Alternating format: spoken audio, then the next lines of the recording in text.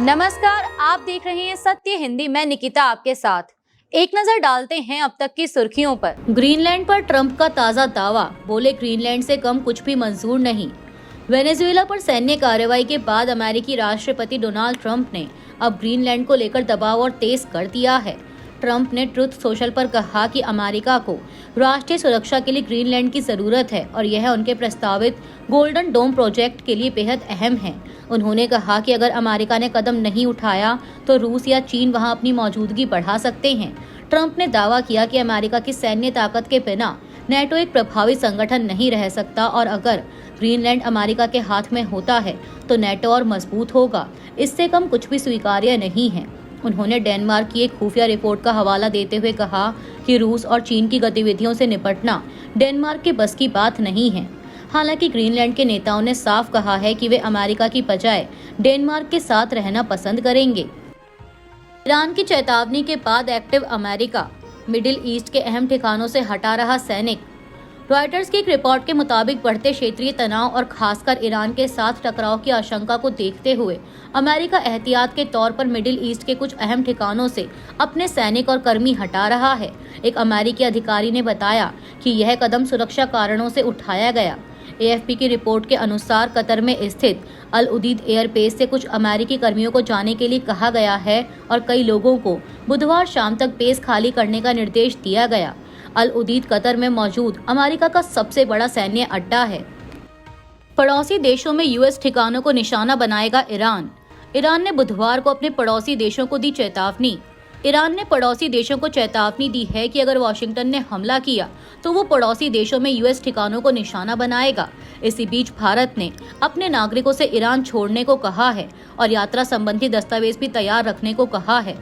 Iran ने बुधवार को अपने पड़ोसी देशों को चेतावनी दी कि अगर अमेरिका उस पर हमला करता है तो वो उनके इलाके में अमेरिकी हितों पर हमला करेगा। एक वरिष्ठ ईरानी अधिकारी ने रॉयटर्स को यह जानकारी दी। यह चेतावनी ऐसे समय आई है जब अमेरिकी राष्ट्रपति डोनाल्ड ट्रंप ने ईरान में प्रदर्शनकारियों का खुलेआम समर्थन करने की धमकी दी है। ट्रंप ने कहा है कि मदद रास्ते में है, आ रही है। एक वरिष्ठ ईरानी अधिकारी ने कहा कि तेहरान ने सऊदी अरब, यूएई और तुर्की से वाशिंगटन को रोकने को कहा है। इसी बीच कुछ अमेरिकी कर्मियों को कतर के अल उदीद एयरबेस छोड़ने की सलाह दी गई, हालांकि बड़े पैमाने पर निकासी नहीं हुई है।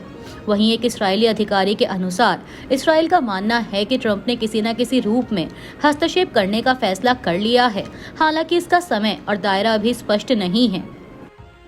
अमेरिका ने ईरान से की ये मांग, सभी राजनीतिक कैदियों को तुरंत रिहा करे तेहरान।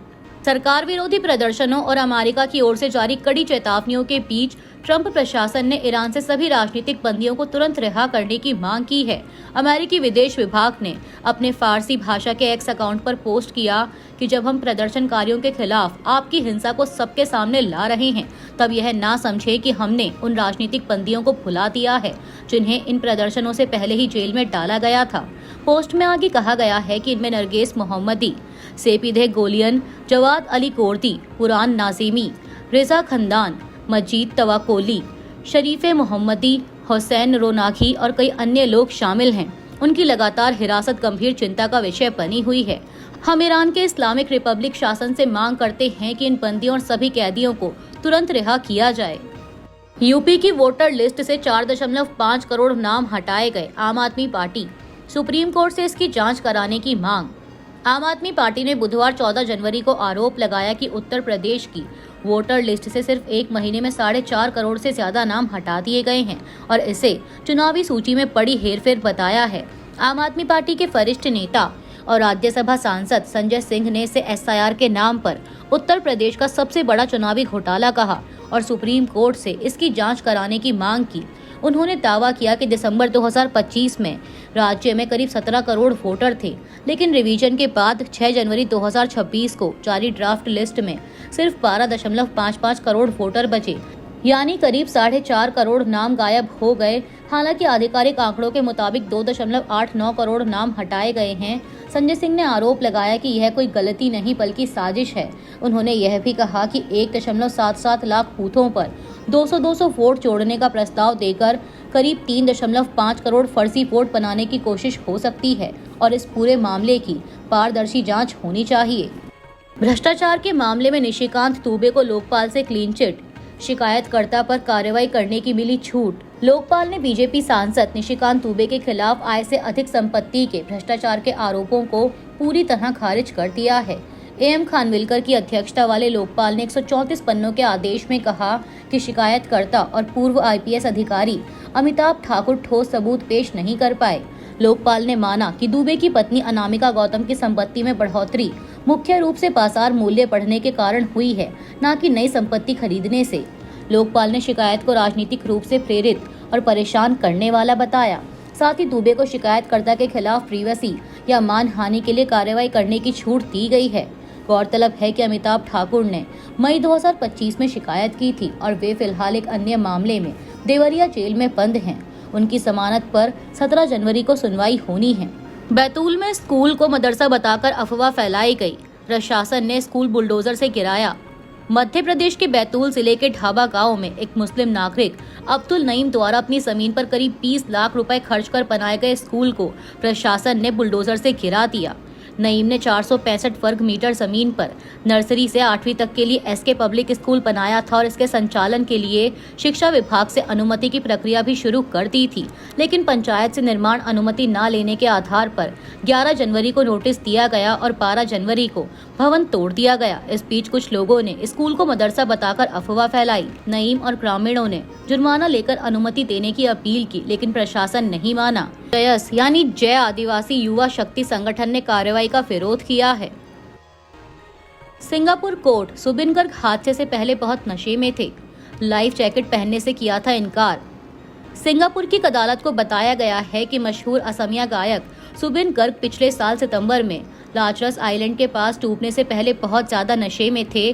52 वर्षीय Garg north east India festival में परफॉर्म करने से एक दिन पहले यॉट पर मौजूद थे। जांच में सामने आया कि उन्होंने पहले लाइफ जैकेट पहनी थी, लेकिन बाद में उतार दी और दोबारा पहनने से मना कर दिया। गवाहों के मुताबिक वह यॉट की ओर तैरने की कोशिश कर रहे थे, तभी बेहोश हो गए और पानी में डूब गए। उन्हें बाहर निकालकर सीपीआर दिया गया, लेकिन डॉक्टरों ने मृत घोषित कर दिया। पुलिस ने किसी साजिश से इनकार किया है, हालांकि असम सरकार ने इसे साजिश बताया है। इस मामले में 7 लोगों को गिरफ्तार किया गया है और 4 पर हत्या का आरोप लगाया गया है। मणिकर्णिका घाट पुनर्विकास पर बवाल, तोड़फोड़ के आरोपों को लेकर स्थानीय लोगों का विरोध प्रदर्शन। वाराणसी के मणिकर्णिका घाट पर चल रहे पुनर्विकास कार्य के दौरान मंगलवार 13 जनवरी को तोड़फोड़ के आरोपों को लेकर स्थानीय लोगों ने विरोध प्रदर्शन किया। प्रदर्शनकारियों ने आरोप लगाया कि विकास के नाम पर शहर की धार्मिक और सांस्कृतिक विरासत को नुकसान पहुंचाया जा रहा है। मणिकर्णिका घाट हिंदू धर्म के सबसे पवित्र शमशान घाटों में से एक माना जाता है, जहां मोक्ष की मान्यता है।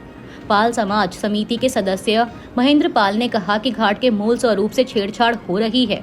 हालांकि जिला प्रशासन ने इन आरोपों को खारिज किया है। सब डिविजनल मजिस्ट्रेट आलोक वर्मा ने कहा कि यह भ्रम की स्थिति है और कुछ बाहरी लोगों के शामिल होने की आशंका है। जिला अधिकारी सत्येंद्र कुमार ने बताया कि किसी मंदिर को नुकसान नहीं पहुंचाया गया।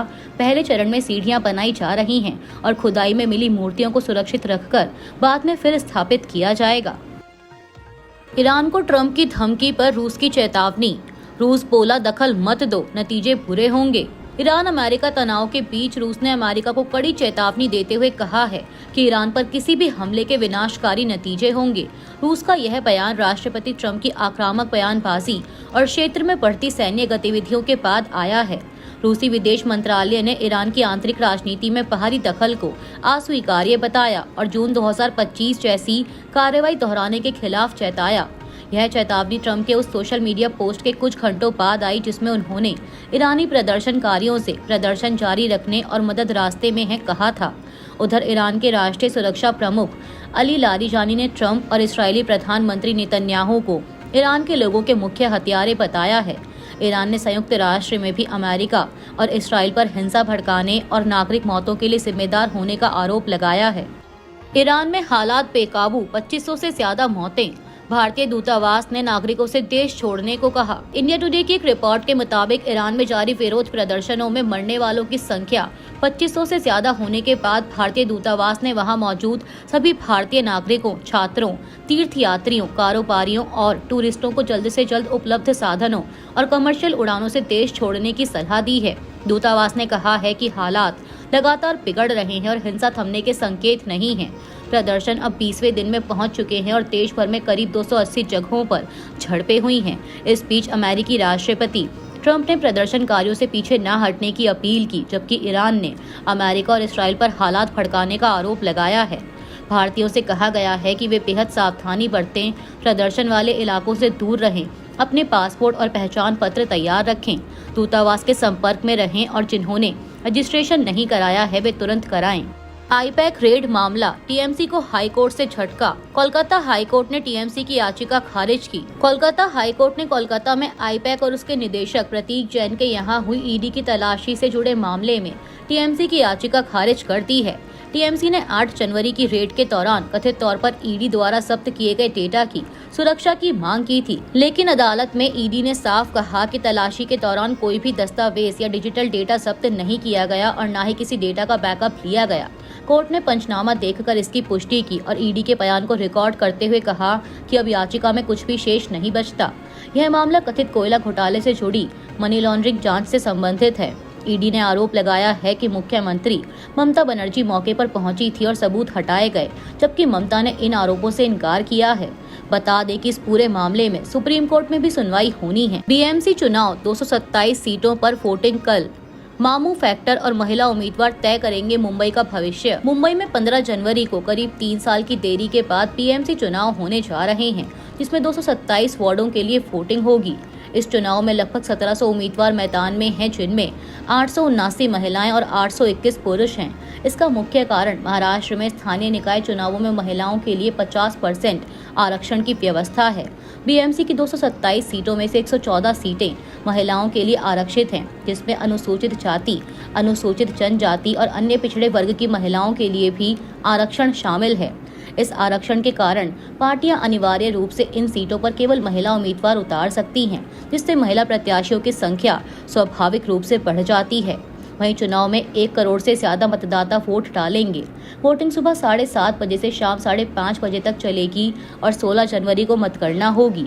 चुनाव में मामू फैक्टर यानी मराठी मुस्लिम वोटों की एकजुटता को गेम चेंजर माना जा रहा है, जिसे उद्धव ठाकरे और राज ठाकरे के गठबंधन से बल मिला है। मुंबई में मराठी मतदाता करीब 28 से 34% और मुस्लिम 18 से 20% हैं। अभी के लिए इतना ही। बाकी की देश दुनिया की बड़ी खबरों के लिए जुड़े रहिए सत्य हिंदी के साथ।